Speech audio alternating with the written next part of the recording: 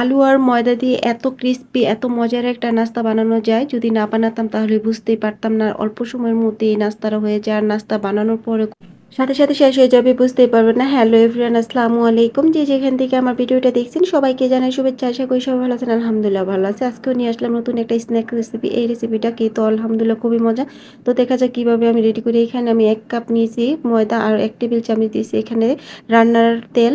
তারপর দিয়েছি লবণ স্বাদ মতো, দিয়ে ভালো করে মিশিয়ে নিয়েছি। তেলটা আর ময়দাটা ভালো করে মিশিয়ে নিতে হবে। এরপর আমি মেশানো হয়ে গেলে অল্প অল্প পানি দিয়ে একটা ডো বানিয়ে নিব, আর অল্প অল্প পানি দিয়ে ডোটা রেডি করতে হবে। আর নয়তো দেখা যাবে একবারে পানি ঢেলে দিলে ডোটা নরম হয়ে যাবে।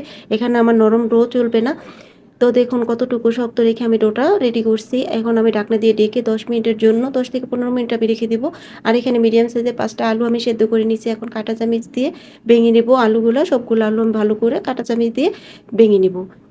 এ ভাঙা হয়ে গেলে এখানে আমি দিয়ে দিব একটা কালো গোলমরিচের গুঁড়া, জিরা গুঁড়া হাফ চা চামচ, ধনিয়া গুঁড়া হাফ চা চামচ, তারপর গরম মশলা একদম হাফ চা চামচ থেকেও কম, লাল মরিচের গুঁড়া হাফ চা চামচ, হলুদের গুঁড়া হাফ চামচ থেকেও কম 2 চা চামচ, পেঁয়াজ বেরেস্তা দিয়ে দিব এখানে।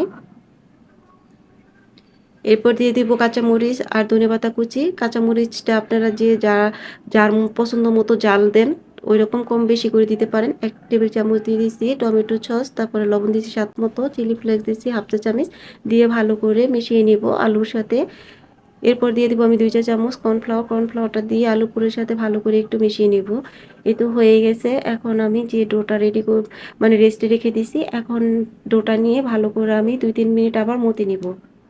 মতো হয়ে গেলে এখান থেকে 2 ভাগ করে নিচে আর 1 ভাগ আমি রেখে দিয়েছি। আর 1 ভাগ নিয়ে আমি এখন একটা পাতলা বড় সাইজের একটা রুটি বেলে নিব। আর কতটুকু পাতলা দেখতে পাচ্ছেন, যে ম্যাটটার উপর আমি রুটিটা বেলছি ম্যাটটা কিন্তু দেখা যাচ্ছে, এরকম পাতলা করে আমি বেলে নিচ্ছি। এরপর আলুর পুরটা আমি এখান থেকে অর্ধেকটা আলুর পুর নিয়েছি, অর্ধেকটা আলুর পুর নিয়ে এখানে রুটির উপর ছড়িয়ে দিচ্ছি। আর মাঝখানে একটা কুকি কাটার আমি বসিয়ে দিয়েছি। আপনাদের কাছে যদি কুকি কাটার না থাকে তাহলে বয়মের মুখ আপনারা এখানে দিতে পারেন। আর এইভাবে কেটে নেবেন। আমি একটু চিকন করে কেটে নিয়েছি। আমি একটু ছোট সাইজের নাস্তাগুলো মানে বানিয়ে নিব। আপনারা চাইলে একটু মোটা করেও কেটে নিতে পারেন। এতো দেখুন একটা নাস্তা আমি বানিয়ে নিয়েছি, কত সুন্দর হয়েছে। এভাবে সবগুলাই আমি বানিয়ে নিব। তো বানানো হয়ে গেছে। এখন আমি ভাজতে চুলায় যাব। চুলায় একটা প্যান বসিয়ে তেলটা গরম করে নিছি। তেলটা গরম হয়ে গেলে এখন আমি আস্তে আস্তে সবগুলা দিয়ে দেবো। আর একদম মিডিয়াম আছে এই নাস্তাগুলো ভাজতে হবে। যদি হাই হিটে ভাজেন তাহলে কিন্তু মানে উপর দিয়ে পুড়ে যাবে, ভিতরটা ক্রিস্পি হবে না, খেতে ভালো লাগবে না। আর মিডিয়াম আছে যদি রান্না করে তাহলে একদম ক্রিস্পি হবে।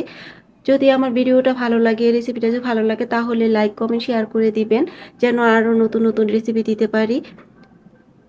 তো দেখুন কতটা ভিতরটা একদম ক্রিস্পি, খেতে আলহামদুলিল্লাহ খুবই মজা। তো সে পর্যন্ত ভালো থাক।